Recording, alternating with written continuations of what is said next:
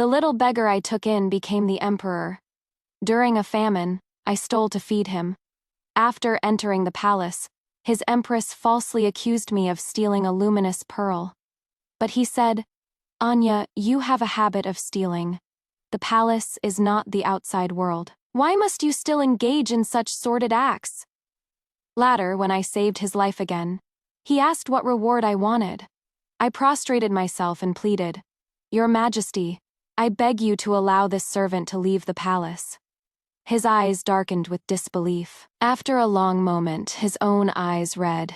He asked, "Anya, are you leaving me?" Because a luminous pearl was missing from the Empress's chambers. She had everyone who had entered or left the palace the previous night arrested. I was among them. It was noon. The sun was fierce and blinding. The other 6 and I had been kneeling for a full hour. Only when a servant reported that the pearl had been found in my room were the others released. The Empress held the pearl, looking down at me with a cold, mocking tone. When His Majesty made me Empress, he gave me this luminous pearl because he felt I was as radiant and virtuous as the pearl itself. It is not something a sordid person should touch. I knelt and bowed my head. "Your Majesty, this servant has never touched the pearl. Are you suggesting that I have wrongly accused you?" I bowed my head even lower and said no more. The Empress let out a soft laugh, then grew angry. "Since you feel I have wrongly accused you, then you will be flogged until you admit your guilt. Your Majesty, please reconsider. She is one of His Majesty's people," a palace maid reminded her. But this well-intentioned reminder only made the Empress angrier. Her eyes widened and she raised her voice. "Do you think His Majesty would punish me for a mere slave? I will have her flogged." The Empress ordered a maid to bring a whip and walked toward me, her eyes like daggers. The sound of the whip was piercing as it fell. As expected of the daughter of the Grand Marshal, her arm was strong. In just a short time, my back was a mess of raw flesh, my clothes torn, revealing a back covered in scars. She was doing this because I was by the Emperor's side every day. And to the Emperor, I was different from the others. It was known to all that the current Emperor had once been a wanderer in the northern provinces in his youth. There was a woman named Anya who had stayed with him without complaint during his most difficult years. When Julian returned to the palace, he brought her with him. On the day of his coronation, he held my hand and declared to everyone that his Empress could be no one but Anya. It should have been a story of devotion and loyalty, celebrated by all. But after his throne was secure, Julian delayed again and again, refusing to name an empress. The position had been vacant for a long time. To stabilize the inner palace, the ministers all urged him. It just so happened that the Grand Marshal had a daughter, as precious as a pearl, beautiful and talented. She was, besides me, the best candidate for empress. Julian summoned her. With just one look, he made her his empress. I asked him why. He said, "The political situation is unstable. If I were to marry a commoner, what would people say? Where would I put my face?" I don't know if it was out of guilt. I wore the finest silks, ate the rarest delicacies, and lived in the pavilion closest to his own chambers. In the eyes of others, I was a very important person to him. He doted on me, loved me, cherished me, but in my eyes, he had broken his promise. My clothes were stained red. The Empress's flogging grew more intense. Just as I was about to vomit blood, Julian arrived. He disregarded his noble status, knelt, and helped me up, shouting, "Summon the imperial physician." The Empress threw down the whip and burst into tears. "Your Majesty, this slave dared to steal my luminous pearl. I searched all night, terrified that you would blame me." Julian glanced at me, his brow furrowed. "It is just a pearl. If it is lost, it is lost. I will gift you another. Why make such a fuss, especially over a mere slave?" I couldn't help but laugh at myself. Even the wounds on my body didn't hurt as much. The Empress was overjoyed and rushed to thank him. "Thank you, Your Majesty. The slave is filthy. Let the servants handle her. I will help you bathe and change." Julian hesitated for a moment, then let go of my hand and ordered the servants to carry me back to my pavilion. The imperial physician diagnosed that my injuries were severe, and that I would need to rest for a month before I could work again. Julian assigned several servants to me, and told me to take good care of myself. That night, I developed a fever, and my head throbbed. A cool, damp cloth on my forehead brought some relief. My brow gradually relaxed. When I opened my eyes, I saw him. His face was full of worry and anxiety. Seeing me awake, he smiled with relief. "Anya, how are you feeling?" I shook my head. "Not good. Very not good. My whole body ached." He sighed and stroked my hair. "Can you bear it? You survived the conditions in the north. This little pain is nothing to you." I still shook my head and, with a hoarse, raspy voice, said, "But I am a person too. I don't want to be in pain." "Then you should not have done such a thing," he said, his voice suddenly sharp. "If you want anything, just ask me. I will grant it to you. Why must you still engage in such sordid acts?" I was stunned. After a long time, I clutched his sleeve and asked, "You don't believe me?" He wouldn't look at me. He flicked his sleeve and left. I wiped a tear from the corner of my eye and slowly closed them. I was dizzy. My heart filled with a bitter shame. I had a dream of 10 years ago. That year, the Prince of Jin was in a fierce power struggle with the late emperor. The crown prince, Julian, was still young and innocent, the perfect pawn to use against his father. So the Prince of Jin bribed a palace maid to drug the Empress Dowager's lotus seed soup. While she slept, he had the crown prince kidnapped. But he had miscalculated. The late emperor was not blackmailed. Instead, he had the Prince of Jin arrested for holding a royal hostage. However, the crown prince had already been sent away by the prince's men. If the Prince of Jin died, the crown prince would not live either. The late emperor still had the entire Prince of Jin's household executed without hesitation. He had sacrificed his own son to secure his throne. Fortunately, the old servant who had taken the crown prince out of the palace had a soft heart and couldn't bear to blame the young child. So he entrusted Julian to a family in the distant northern provinces. The family was not bad, but they were not good either. They made Julian live in the woodshed, sleeping with the guard dog. He was not allowed to eat with them, only their leftovers. He was forced to do all the servants' work. 2 years later, a great drought hit the north. There was no harvest. Families ate through their stored grain and then began to plunder, even resorting to eating their own children. Julian escaped from that family. It was then that he met me. At his most desperate moment, I gave him half of the steamed bun I had stolen. At that time, he was naive. He thought that as long as he had food and drink, everything would be all right. I taught him to steal, to rob, to be a beggar, to join the Beggars' Guild. In the guild, he once claimed to be the legitimate son of the emperor, the crown prince. Everyone had laughed. No one believed him. He never said he minded the beggar's life. But after he ascended the throne, he never allowed a steamed bun in his sight again. He said they were disgusting. I suppose he considered his time in the north a stain on his life. How could he forget? I was a beggar.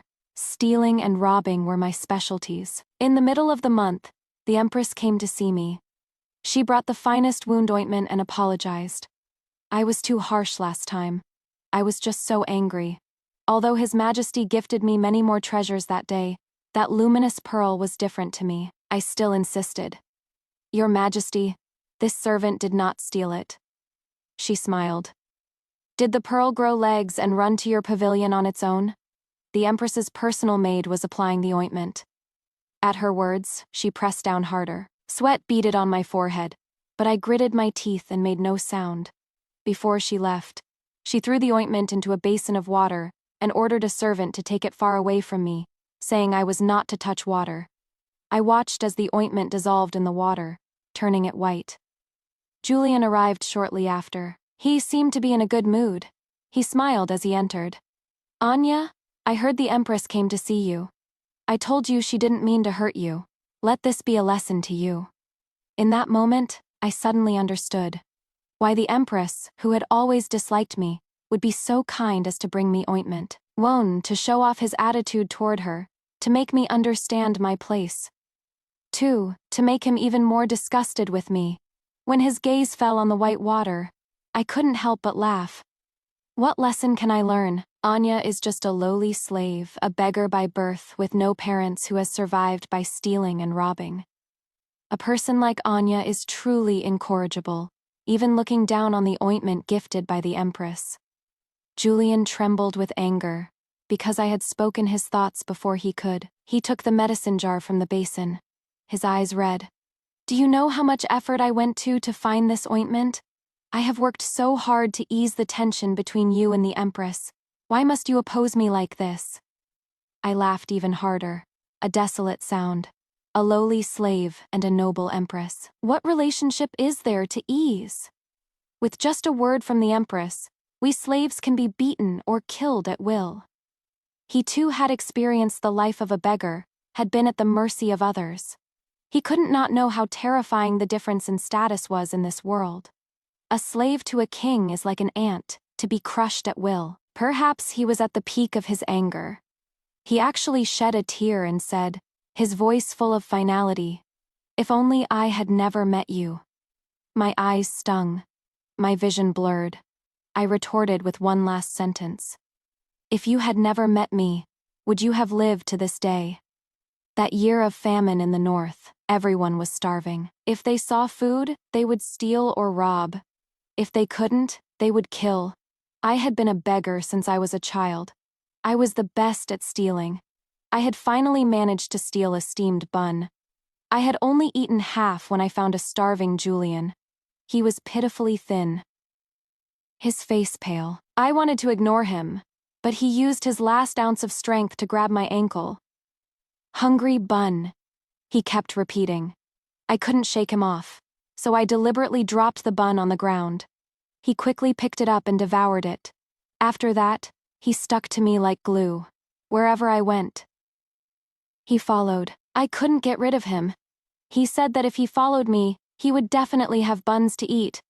So for the next 6 years, we relied on each other, wandering the streets.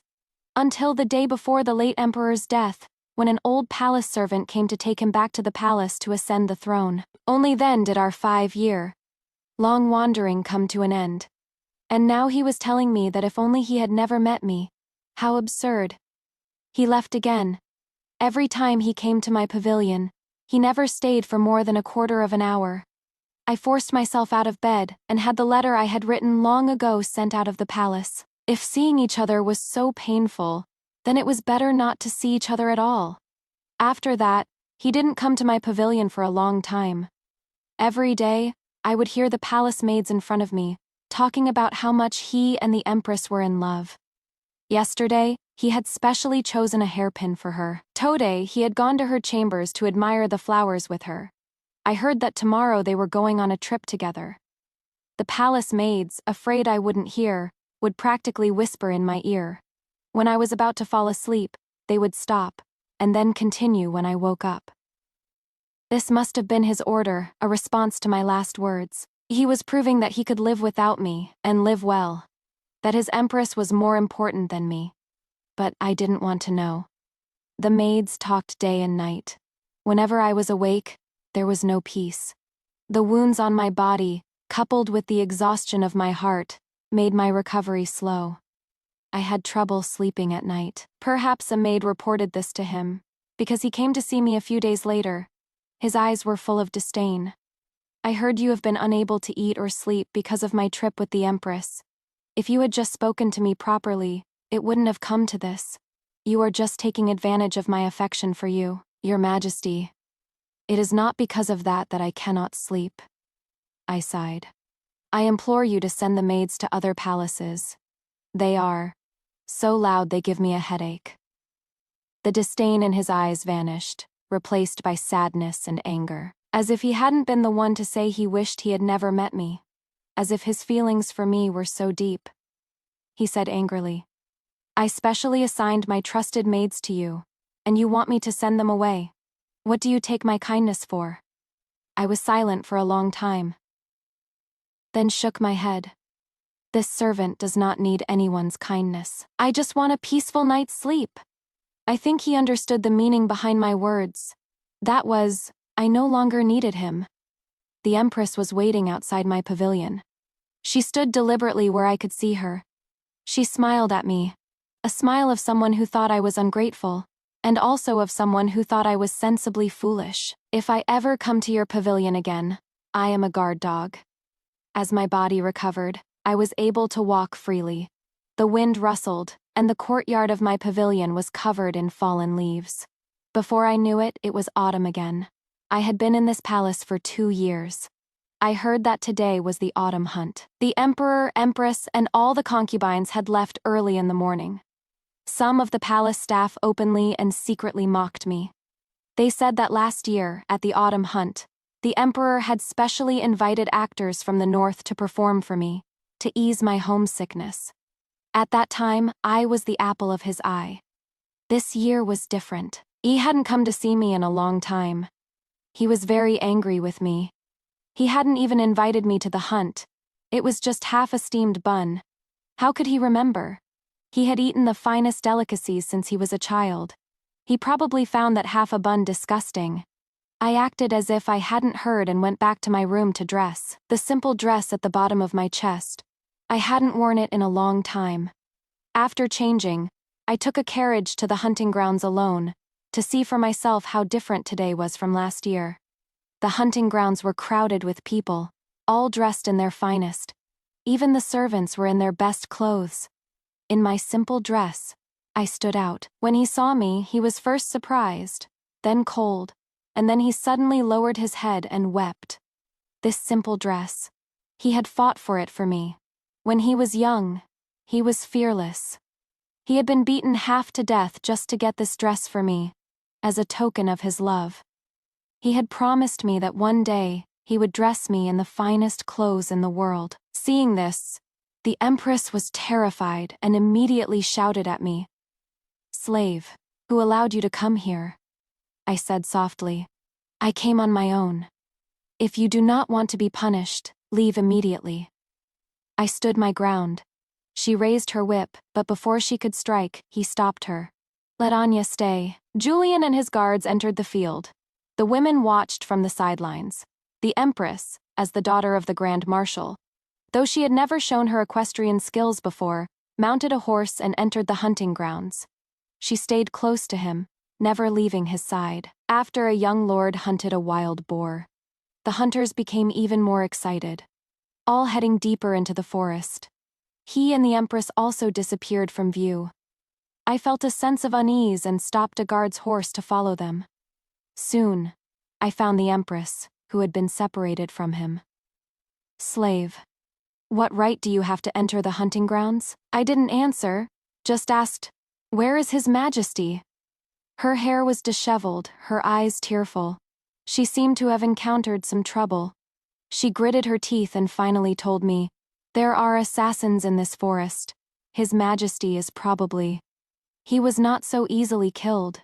The forest was dense. I had taught him how to hide so he would not be easily found. Sure enough, when I found him, he had taken off his long robes and was hiding in a lake. Seeing no sign of assassins, I pulled him out, abandoned the horse, and fled with him. In the past, I often went to the mountains to steal rabbits shot by hunters. To avoid being caught, I had learned many ways to hide. As we were about to escape the grounds, an arrow flew straight toward him. I quickly pushed him away. The arrow grazed my back, tearing my simple dress and leaving a bloody gash. But fortunately, the assassin was captured alive. Under interrogation, it was revealed that he was sent by the Northern Kingdom. Julian was the ruler of a nation. If anything happened to him, the Southern Kingdom would be in chaos. When we returned to the palace, he immediately summoned his ministers to discuss the matter, and to reward me. "Anya, you have protected me well this time. I will reward you. Whatever you want, I will grant it, not just gold and silver, but even the title of imperial consort." His hint was obvious. The Empress gritted her teeth. Her eyes filled with jealousy. The wound on my body throbbed. I just smiled and shook my head. "Thank you, Your Majesty." but this servant wants none of these things." He frowned. "Then what do you want?" I took 2 steps back and knelt. "This servant has been ungrateful and has received your Majesty's favor. I implore you to allow me to return to my hometown. This servant wants to go home." He would not go back on his word in front of everyone, so he stopped me afterward. He grabbed my arm, his eyes red. "Anya, are you leaving me? Why do you not accept my kindness?" I was expressionless and struggled to break free. "Your Majesty, this servant is a commoner. If you were to marry me, what would people say?" At my words, his eyes seemed to fill with tears. How strange. These were his own words, yet now he seemed so sad. "Are you blaming me?" I lowered my head. "This servant is terrified. How could a lowly slave dare to blame the Son of Heaven? Anya, must you speak to me in this way?" I was silent for a long time before I said, "Your Majesty, this servant is just trying to protect my own life in front of those in power. But you know I would never harm you," he said, a little angrily. "If I had never met your Majesty before, if it were someone else in my place, what would their fate be?" The sun was setting, painting the mountains in the distance with an orange glow. The light shone through the palace walls, falling on both of us, as if we were in the same place. But in this deep palace, everyone was in danger. Most people just wanted to protect themselves. Every few days, I would hear the maids say that someone had died in some palace, because they had accidentally offended someone. He was in a high position. Even if I knew he would not kill me, I could not be sure that no one else would try to harm me. I would not let my guard down. He suddenly laughed, his eyes moist. "Fine, fine, if you want to go, then go. And it would be best if you never came back." I knelt and kowtowed. "Anya obeys. Thank you, Your Majesty, for your grace." The next morning, I left the palace. The torn simple dress, I left it in my pavilion. If we were to break, then it had to be a clean break. A carriage slowly drove toward me. As I was picking up my bundle, an unexpected person emerged from the carriage. I was pleasantly surprised. "What are you doing here?" He smiled. "Your brother has come to take you home." Caspian was the vice, leader of the Beggars Guild and my sworn brother too. Months ago I had written to him, telling him I wanted to come home. I never thought he would come to pick me up himself. The journey from the north was long and arduous. Even at a relentless pace, it would take half a month to reach the capital. He lifted the curtain and looked back, saying casually, "That emperor is chasing us. You are really not going to go down and see him?" I hit him lightly. "Don't look. If you stop the carriage, he won't follow." I never thought my foolish brother would actually stop the carriage. Hey, he really stopped. His desire to keep me was real, but he would never actually stop me. After all, he had agreed in front of his ministers, and he had said what he said yesterday. If I stayed, he would lose face. Caspian lowered the curtain and stared at me, his expression serious. "I thought that if you went to the palace with him, you would have a better life. How have you gotten so much thinner?" I smiled. "I haven't. You don't look as energetic as when you were digging for wild vegetables. When we get home, I'll take you to dig for wild vegetables." All right, Caspian was a quiet person. But on this journey, he talked a lot, mostly about how he and the Beggars Guild had flourished over the years. He didn't ask me about my life in the palace. It was as if he was afraid I would change my mind, or that I would remember the painful memories within those palace walls. With each other's company, the journey was not so boring. As we were about to reach the north, he stopped the carriage and told me to wait. He was back in a moment, a bouquet of wild hibiscus in his hand. He thrust it into my arms, his lips curved into a smile.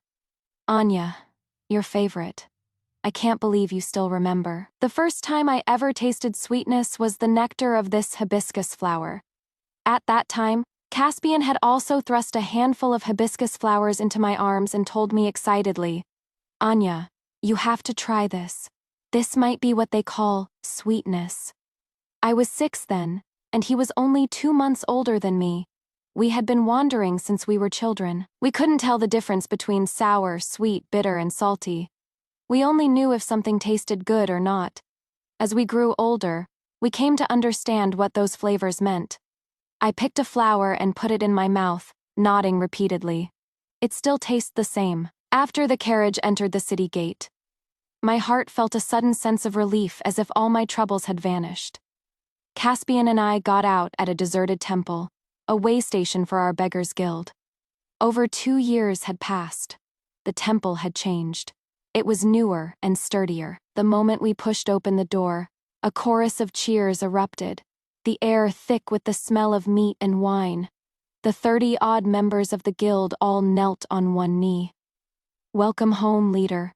I was taken aback, my eyes welling up. Caspian patted my shoulder and explained, "Leader, all this food and wine, we earned it ourselves.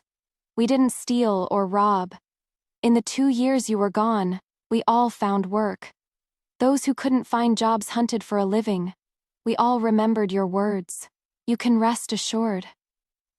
The day Julian took me away, the entire guild had come to see us off. They had tearfully told him to treat me well. Then I had him give them some silver and told them, "If you can, I hope you will no longer have to steal or rob. I will come back to see you all." Thinking back now, I was so naive. They must have endured so much scorn to get to where they are today. I had organized the guild, yet I was the first to abandon them. For the sake of so-called love, I felt a pang of guilt. A Wu, who was lame, brought over a boy of about 7 or 8, and said with some embarrassment, "Leader, I found him a few days ago. His parents are dead. Can he join the guild?" The child timidly hid behind him, his round eyes wide with anticipation, as he looked at me. I nodded. "Of course." The boy's eyes lit up. After we had eaten and drunk our fill, Caspian asked me in front of everyone, "Anya, are you going back?" I shook my head. Number that palace, full of scheming and backstabbing. I never wanted to go back. Caspian set up a stall in the city to sell flatbreads, which he named Affection. He made the bread, and old Gao would hawk it to passers-by. I stayed at his stall for a whole day. Customers came in a steady stream. Business was good. I had him make one for me to try. The crust was thin, the filling was generous, and the bread was crispy. You probably couldn't find such a cheap and delicious flatbread for miles around. Caspian told me he had learned the recipe by secretly watching the most famous flatbread shop in the east of the city. Though his was not as good as theirs, it was much cheaper, and the common folk who had a craving for it all came to his stall. Caspian said with a smile that his flatbread was without affection, but the people who bought it were full of it. The north was located on the border between the southern and northern kingdoms. The northern kingdom often invaded, disturbing the peace. Every year, the government had to spend a large sum of money to strengthen the city's defenses. The current emperor was benevolent and kind. Since he ascended the throne, the people of every province had praised him. But he alone did not love the people of the north. The government coffers were empty, so they had to tax the people heavily. Therefore, though the north seemed peaceful, it was an empty shell. This was what a customer who came to buy bread had said. The sky was a blanket of gray, the clouds hanging low. The leaves rustled, a prelude to a storm. Caspian quickly packed up his stall. Old Gao shouted, "A storm is coming, time to go home!" The people in the street began to run. For a moment, the street was in chaos. A sense of dread crept into my heart. Caspian pulled me into the carriage. He laughed softly. "Your brother is here, you don't have to worry." It was a quarter of an hour's journey from here to the temple. The wind grew stronger, and the entire city was enveloped in darkness. Old Gao's lips were pursed, his face grim, but Caspian was as calm as ever. He looked at me and, lifting his sleeve, wiped the cold sweat from my forehead. "Anya, if you are really scared, just hold on to your brother's hand." I had never felt such fear. I took his hand, and he squeezed it back. The moment we stepped into the temple, the rain came down in a torrent. The wind uprooted the new saplings next door. Chenchen limped over to help close the door. Awu said with a smile, "It is a good thing we listened to the leader and found work." We had the money to reinforce the temple. Otherwise, it would have been blown down by now. I counted the heads. All 33 members of the guild were here. No one was missing. I finally breathed a sigh of relief. I hope that after this storm passes, everything will be all right. The storm raged for 3 days.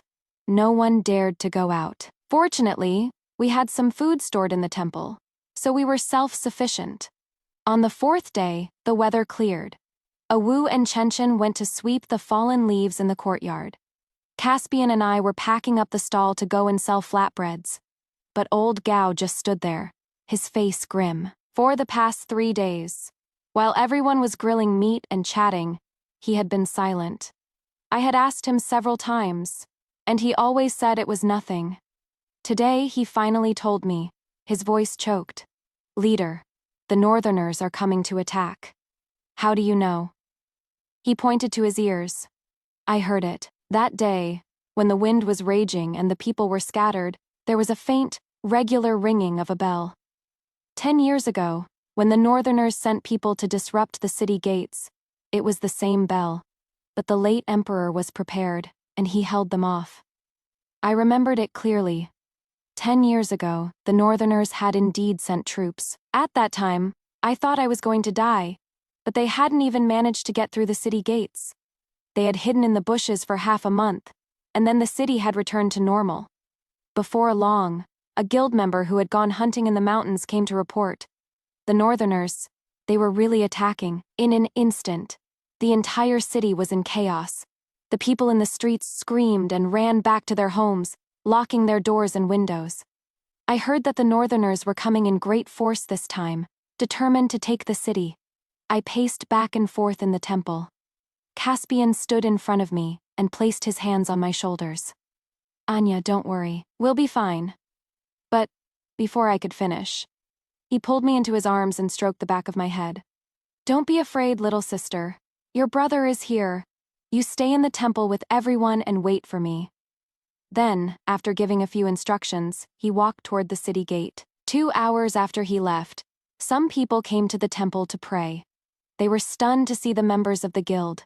He said that the government had already sent all its troops to defend the city gates, and that a report had been sent to the palace at top speed.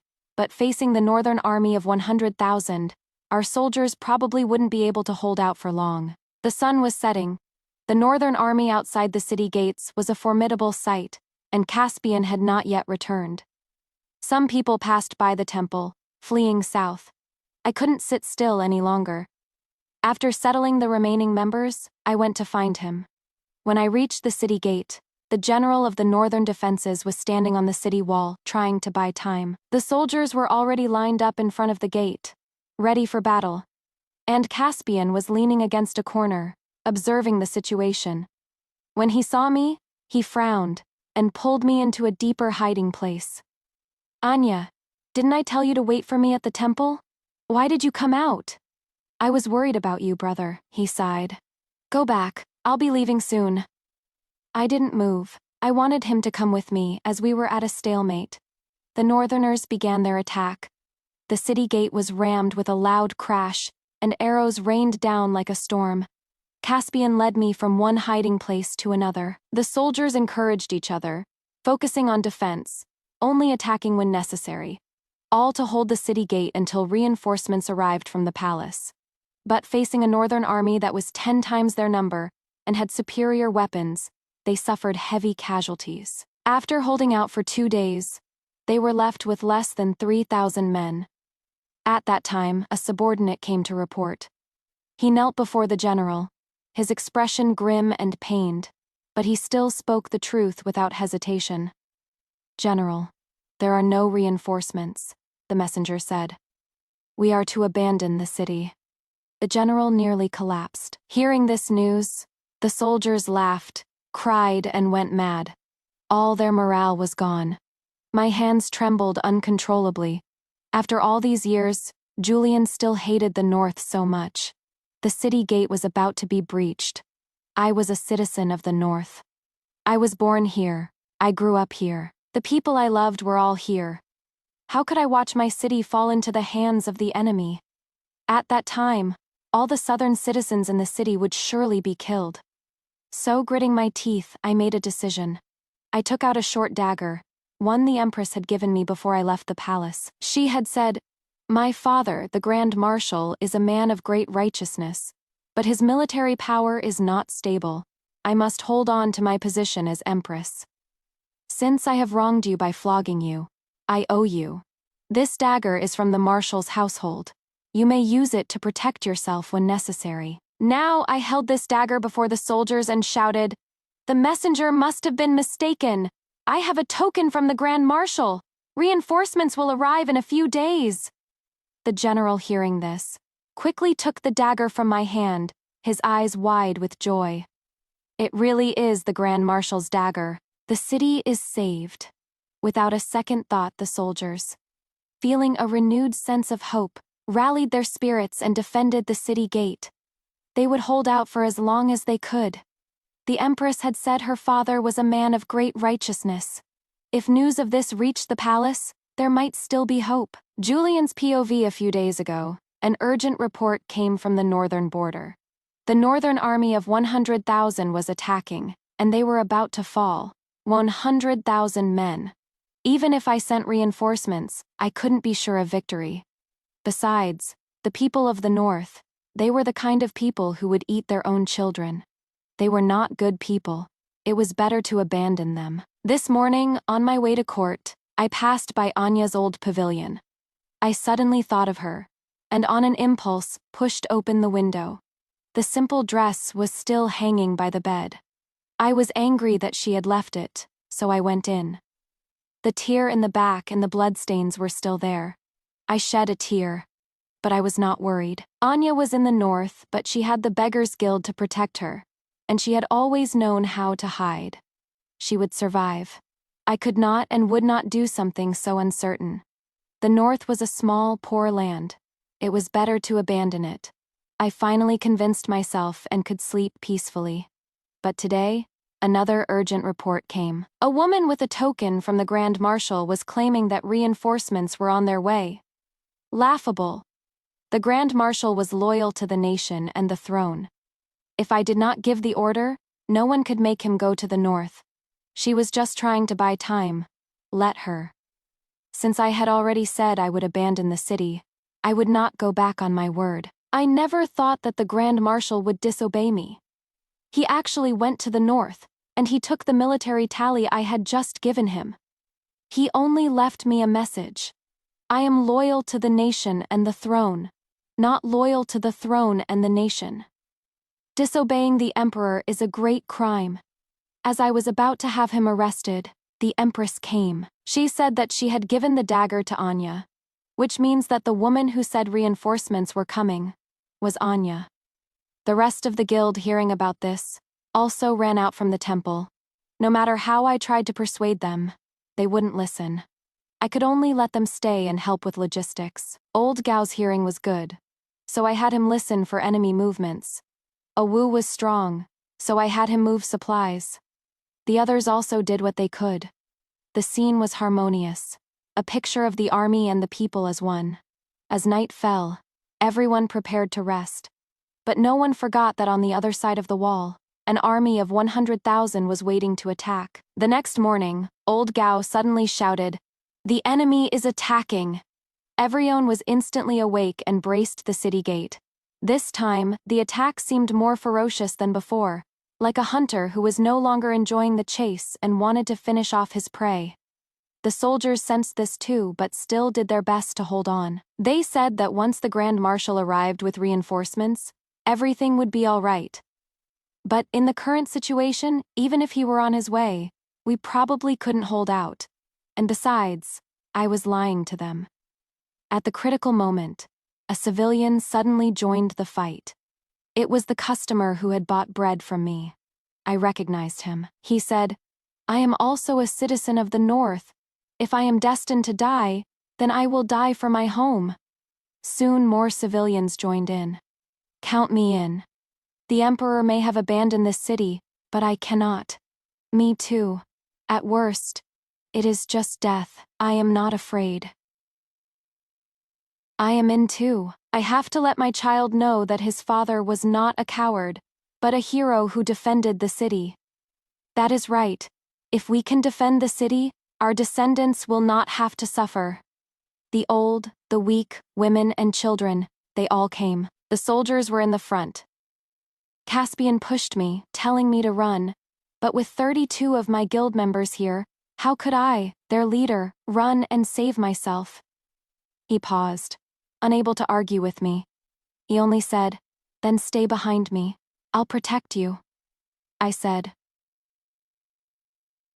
"All right." In just an hour, thousands of soldiers had fallen.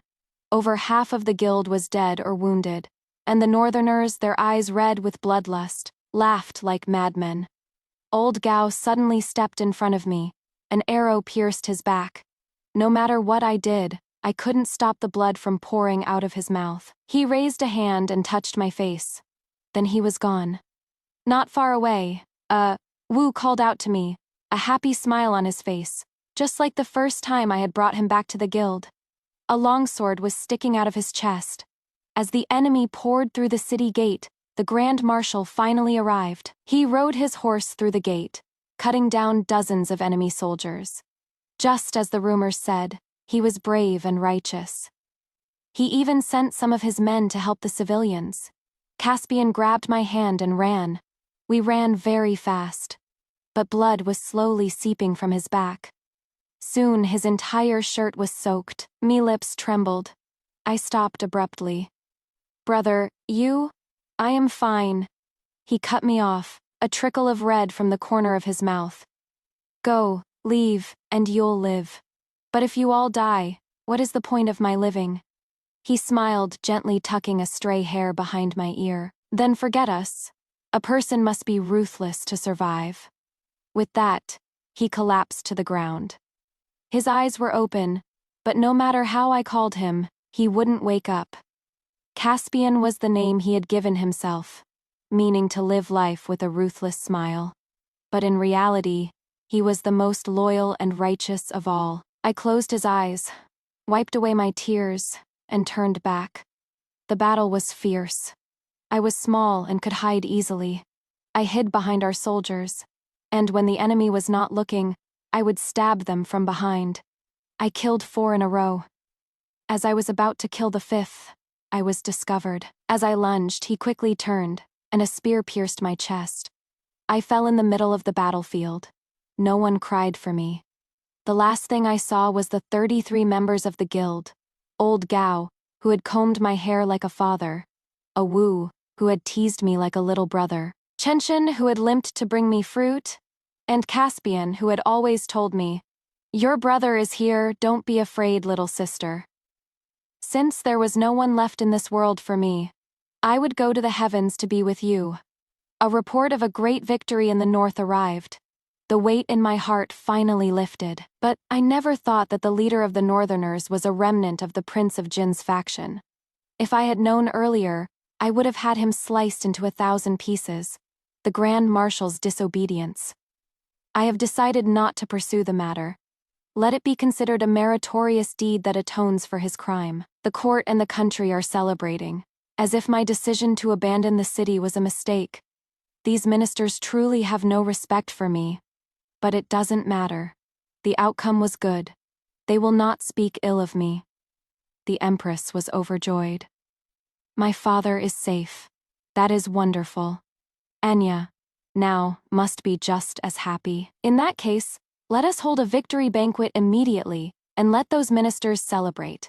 At the banquet, as expected, everyone praised my benevolence. But the Grand Marshal's expression was not good. He hesitated to speak several times. I was in a good mood today, so I asked him, "My dear minister, do not be afraid. If you have something to say, say it." He nodded and knelt before me. "Your Majesty, the one who should be rewarded for this victory is not I, but a group of righteous people." Righteous people. I heard from the local people that they belong to a local beggars guild. They were all orphans. I wish to ask your Majesty to erect a monument for them in the city. My heart suddenly grew cold, as if a great beast was lunging at me, squeezing my heart, filling me with terror. The leader of that guild. Do you know his name? He has no surname. Only a given name, Anya. The Grand Marshal had been away for many years and did not know her. But every minister here knew her, the Empress asked. Is she still alive? The banquet fell silent. I could only hear the frantic beating of my own heart. Until the general shook his head. The 30-odd members of the guild all died in battle. There were no survivors. My vision went black. I fainted. When I opened my eyes again, the first thing I did was to rush to the north on horseback. The traces of the battle were still there. The people were cleaning the streets. I followed my memory to the ruined temple in the south of the city. I never thought the temple would have been renovated. It was not the dilapidated place I remembered. I got out of my carriage and walked in. A cold, bloody smell hit me. The Grand Marshal had told me that he had ordered ice to be brought here to preserve the bodies. I still held on to a sliver of hope. Anya was so smart. How could she have died so easily? There were 32 bodies here. She might not be among them. At this thought, I smiled. Just then, there was a strange feeling behind me. A child's voice said, "Who are you? If you move, I'll kill you." I turned to see a child. I coaxed him. "I used to be a member of the guild. Do you know Anya?" At the mention of her name, he started to cry. He kept calling out the names of everyone in the guild. Brother Awu, sister Anya, Uncle Caspian, Grandpa Gao. He called out every single name. It was getting on my nerves, so I cut to the chase. "Is Sister Anya still alive?" He cried even harder and pointed to one of the bodies. "Sister Anya is there." I suddenly began to tremble all over, as if possessed. I couldn't control my body or my expression. I stumbled and fell before the body. With a trembling hand, I lifted the white cloth. The face had been trampled and was a mess, but I recognized her at a glance. She was my Anya. "Anya, what happened to you? Why did you die?" I crawled up and held her, trying to warm her with my own body. "Anya, you hate the cold. It is not winter yet, but it is so cold here. This will warm you up, won't it? When you are warm, you'll wake up, right?" I spoke to her like a fool. The child cried and then handed me a letter. "This is from Sister Anya. I can't read. Can you read it for me?" I quickly took it. I looked at the handwriting and began to cry. I had taught her to write, stroke by stroke. Her handwriting was so similar to mine. "Julian, I hope this letter finds you well. I write in haste and cannot say all that I wish. In your youth, you were a wanderer in the north, treated like a dog by that family.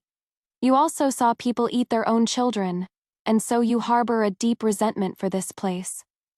But have you ever considered that that family was poor? They could have chosen not to take you in. They could have sold you for a good price. But they did. If not for desperation, who would willingly give up their own child? I hope that in the future, you can let go of your prejudice against the North. If you are reading this letter, then you know of my death. Anya has one last request. Please have all the members of the guild buried together somewhere in the north. Thank you. May the Southern Kingdom be prosperous and at peace for all generations. May you be a good emperor, praised by all for 1,000 years. And when you look back, may you be revered by all."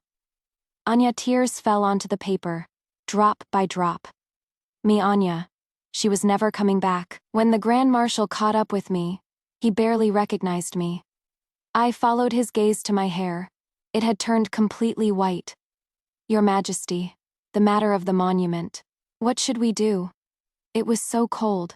I looked up at the temple's rafters. They were old. I asked Chenchin, "Would you be willing to have this temple rebuilt and have your brothers and sisters from the guild buried here?" He shook his head without a moment's hesitation. "Sister Anya said this temple cannot be torn down. It is the most important place for the guild, but it can be repaired, and they can be buried here." So Anya had already thought of all this. I looked at the general. He nodded and quickly went to make the arrangements. Chenchin stayed at the temple to watch over them. I couldn't take him with me, just as I couldn't take Anya.